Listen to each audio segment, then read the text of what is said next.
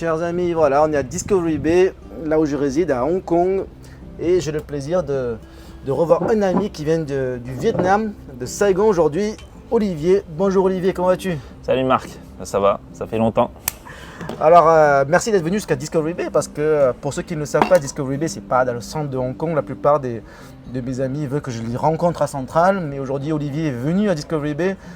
Qu'est-ce que tu en penses finalement? C'était compliqué, pas compliqué? Tu t'es perdu ou quoi? Ouais, je me suis perdu. J'ai failli monter dans un ferry pour Macao. Il fallait m'appeler. J'avais pas de 3G. Ah oui, d'accord. Bon, Ouais. regarde, mais normalement à Hong Kong, tu as le wifi partout. C'est assez vrai.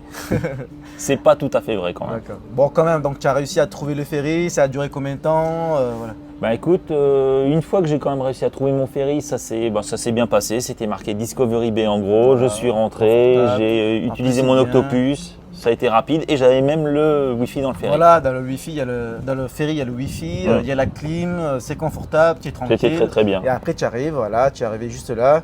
On prend un café ici. Et puis Voilà. j'arrivais comme une fleur. Voilà, très bien. Et là, justement, d'ici, bon, on va dire aussi, c'est pas loin de l'aéroport. Donc là, tu vas prendre le bus là, dans 5 minutes. Tu vas bientôt retourner à Saigon. Je vais te montrer, c'est très simple. Discovery Bay, c'est à 25 minutes, une demi-heure de l'aéroport, tu vas voir. Mhm. Et donc, tu vas rentrer à Saigon. Eh ben ouais.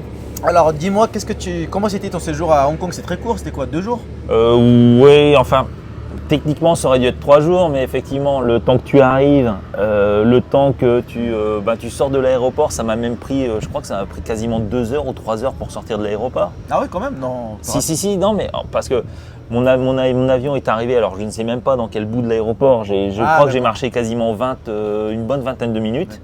Ensuite, l'immigration a passé, donc forcément ça c'est long. On est même l'immigration card. ouais, et tout, mais quoi. c'est surtout l'attente quoi. Et puis après, qu'est-ce qui s'est passé? Ah oui, je pense je suis même arrivé tellement tard que ma belt, tu sais, pour récupérer les bagages, n'était même plus. Ah oui, mais ça c'était même un plus problème. affiché. Ça. Mais c'est assez rare. Normalement, à Hong Kong, c'est très rapide. Tu arrives, tu trouves ta belt pour trouver ton luggage. Voilà. Donc, enfin bref, je suis allé demander des renseignements. Effectivement, ils me l'ont retrouvé très rapidement, donc pas de souci. Mais ensuite, il fallait un octopus. Comment est-ce qu'on obtient un octopus? Il faut aller dans la station MTR. La station MTR qui te dit ouais, mais il nous faut du cash, donc il faut aller chercher du cash. Donc tu vois, c'est toujours à chaque fois Ouais, 5-10 c'est minutes l'arrivée, à attendre. Mais, après, une fois que tu as passé tout ça, bon, 2 jours à Hong Kong, tranquille. 2 jours à Hong déplacement, Kong. Paiement, tout était assez fluide. Bah oui, après c'est effectivement Octopus, c'est utilisable partout, donc c'est ça qui est quand même vachement sympa. Tu prends le MTR, tu prends le métro, tu peux payer avec ton Octopus, on va manger ici, on paye avec l'Octopus. Donc pas de problème particulier, tout s'est bien passé. La seule chose, la grosse différence par rapport au Vietnam, c'est que ici j'ai marché comme un fou furieux. Alors, dis-nous, toi tu as vécu à Hong Kong un petit peu, Mhm. maintenant tu habites au Vietnam. Pourquoi tu habites au Vietnam? Qu'est-ce que tu fais là-bas? Raconte-nous un petit peu ton état d'esprit. Alors, le Vietnam, c'est une espèce d'heureux accident. J'avais des amis asiatiques dont l'épouse était vietnamienne. Ils ont eu un bébé, il a fallu qu'ils le présentent à la famille et puis ils m'ont proposé de les accompagner. Donc c'était il y a peut-être, je sais plus, 17 ans, quelque chose comme ça. Et en fait, j'ai apprécié le pays, je suis revenu 3-4 fois et puis à un moment, j'ai eu l'opportunité vraiment de m'installer. Donc j'ai eu un peu d'argent qui est rentré et puis je me suis expatrié au Vietnam. D'accord. Alors qu'est-ce que tu fais au Vietnam? Tu travailles dans quoi? Je travaille dans l'informatique, je travaille pour une société qui crée des sites qui développe des sites e-commerce. Et mon travail, c'est que je suis responsable de l'informatique de cette société. Donc je ne développe pas, mais je m'occupe de tout ce qui est serveur, machine, infrastructure, réseau, etc. Faire en sorte en gros que les développeurs, ils développent, ils fassent leur boulot et puis D'accord. qu'ils soient en paix, quoi. Donc tu es employé, Mhm. tu travailles pour cette société, c'est elle qui a fait ton visa. Donc etc. oui, Voilà. c'est Donc, ça. bon, c'est facile de trouver du travail au Vietnam quand tu es dans l'informatique. Donc il y a les Français qui nous regardent là, ils sont dans l'informatique, ils sont en France, ils se disent est-ce que je cherche un job au Vietnam, est-ce que j'y vais, est-ce que c'est facile de trouver, d'avoir un visa et tout? Qu'est-ce que tu leur dis? Alors je dirais que faut faire attention quand même. Faut faire attention parce que le Vietnam, ça va paraître idiot, mais c'est un pays qui parle vietnamien. Et autant j'ai quand même réussi à trouver du travail, je dirais raisonnablement rapidement.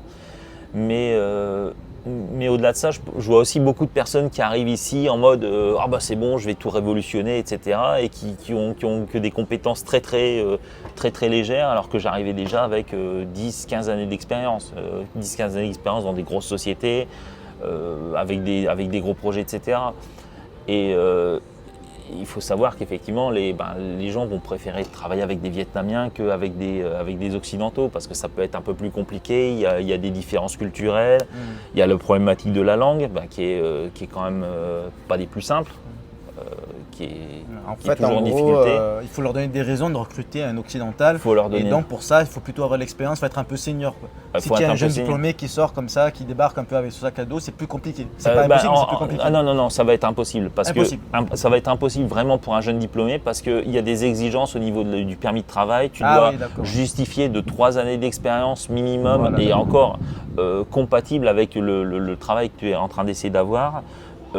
Pour en fait avoir ton permis de travail. Pas de permis de travail, pas de travail. Je suppose qu'il faut justifier aussi que l'entreprise ne trouve pas sur le marché ça fait partie des choses. Il faut prouver qu'ils ont cherché parmi les Vietnamiens, ils n'ont pas trouvé. Du coup, ils ont vu ton profil et même si tu es étranger, ils ont besoin de toi. Donc là, tu as un permis de travail. Ouais, au moins montrer qu'effectivement, c'est pas facile, parce qu'il y a des compétences spécifiques qu'ils ne peuvent pas avoir ailleurs. Ouais. Si c'est pour un boulot de serveur, t'oublies. Ok, très bien. Voilà, tu vas bientôt prendre ton bus pour l'aéroport.